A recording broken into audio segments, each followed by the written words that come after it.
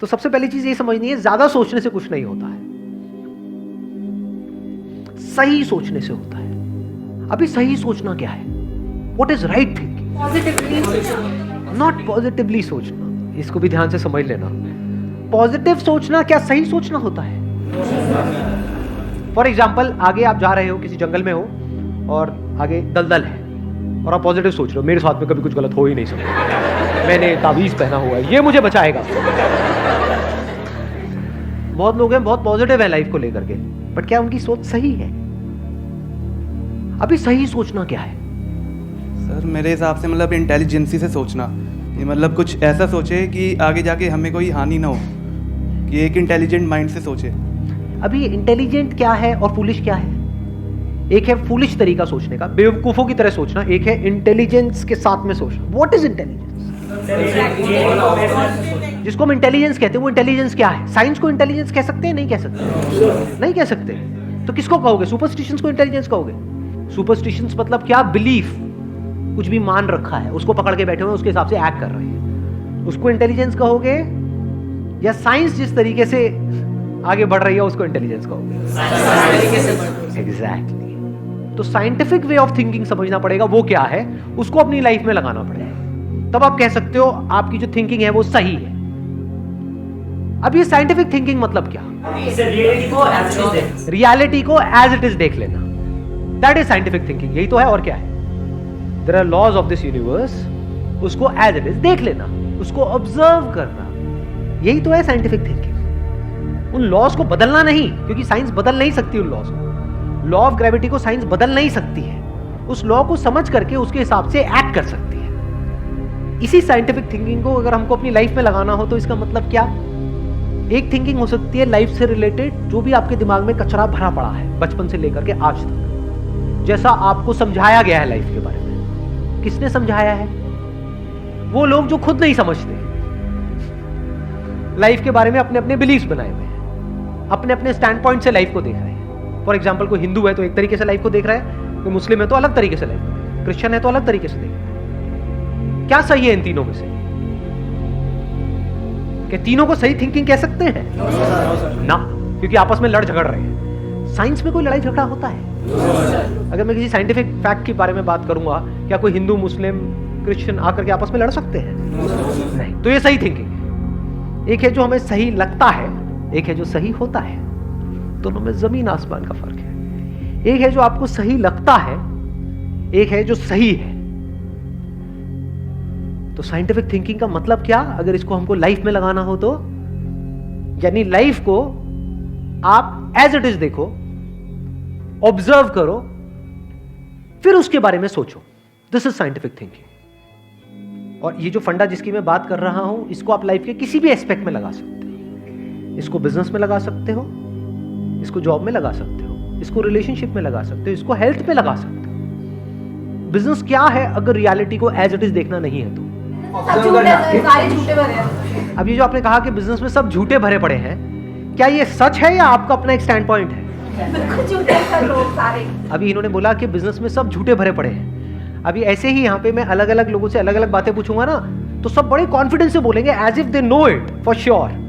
जैसे मैं पूछूंगा, हाँ भाई यहाँ पे किसी मेल का किसी का ब्रेकअप हुआ होगा, तो सारी लड़कियां ऐसी होती हैं, सब धोखेबाज है। ऐसे ही कोई लड़की से पूछूंगा, वो आकर के बोलते कि सर ये तो मर जात तो है ही ऐसी, इससे कुछ हो ही नहीं सकता। क्या ये सच है? या आपका अपना एक स्टैंड पॉइंट है, अपना आपका एक बिलीफ है?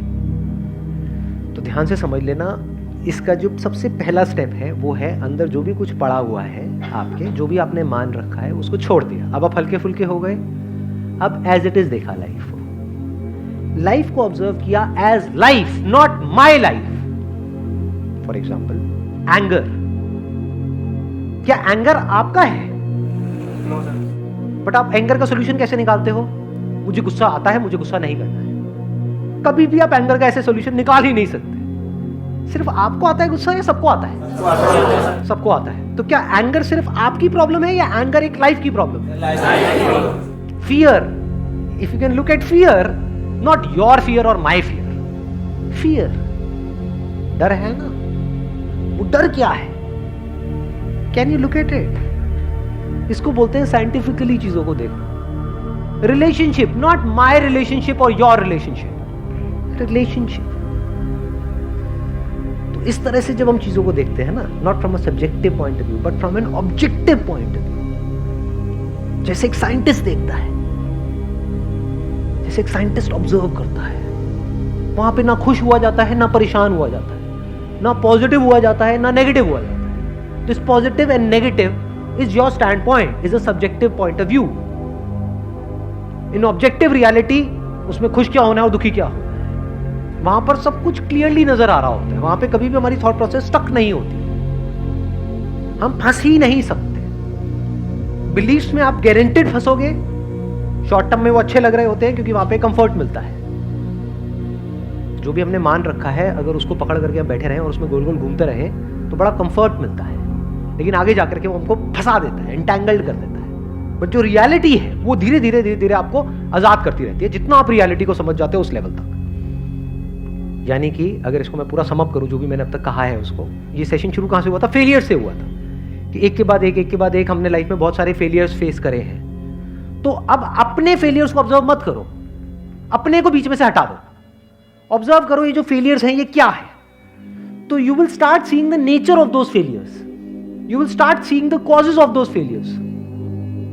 फॉर एग्जाम्पल मेरी लाइफ है, अगर मेरे को उसको ऑब्जर्व करना है, दो तरीके हो सकते हैं। एक ये, अब मैं अपनी लाइफ में थोड़ा सा जा रहा हूं जिससे कि आप उसको रिलेट कर सको। मैंने पास्ट में कुछ गलतियां करी, बहुत बड़ी बड़ी गलतियां करी, मेजर लॉसेस हुए। तो एक एंगल तो ये हो सकता है मैं ऐसा कैसे कर सकता हूं। दूसरा ये है कि मैं ऑब्जर्व करूं कि एग्जैक्टली वो गलती क्या थी और उसका कॉज क्या था। तो वो दिख जाता है, अच्छा उस टाइम पे वो ग्रीड बहुत ज्यादा हावी हुई पड़ी थी। अच्छा ग्रीड क्यों हावी हुई पड़ी थी, इतना लालच क्यों आया हुआ था कि हाँ ये करना है, ये करना है, ये करना है, ये क्यों आया हुआ था? और ये बचपन से ऐसी कंडीशनिंग हुई पड़ी थी, बचपन से घर में यही सारी बातें सुनी थी। तो इसलिए I was acting out of that information जो मेरे अंदर फीडेड थी, and that was not correct information.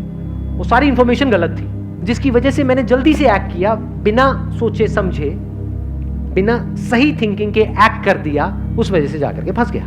तो मुझे उस बंदे ने नहीं फंसाया, मैं खुद फंसा अपने लालच की वजह से। तो अब ये क्लियर हो रहा है हम कैसे देखते हैं। तो वंस वी सी दैट, तो अब मैं उससे पूरी तरह से फ्री हो गया, because I understood something which is very basic in life, जिसकी वजह से पूरी की पूरी लाइफ एक अलग ट्रैक पे निकल गई। क्या समझ आया? कि कभी भी ग्रीड से एक्ट नहीं करना है। अब इसको हम समझते हैं, कैसे समझते हैं? मॉरल साइंस की बुक से। वो सब बकवास है, ये लालच नहीं होना चाहिए, सबके अंदर लालच भरा पड़ा है। बट लालच हमको कैसे फंसाता है, इसको ऑब्जर्व किया अपनी गलतियों के बेस पर, और फिर समझ आया अच्छा ये होता है। लालच से ग्रोथ नहीं होती है। लालच से आप पैसा कमा सकते हो, बट उसको आप ग्रोथ नहीं कह सकते, क्योंकि आप डिग्रेड हो रहे हो। तो आप एक्चुअल में ग्रो नहीं कर रहे। एक्चुअल ग्रोथ में उसको कह सकता हूं जो होलिस्टिक ग्रोथ हो,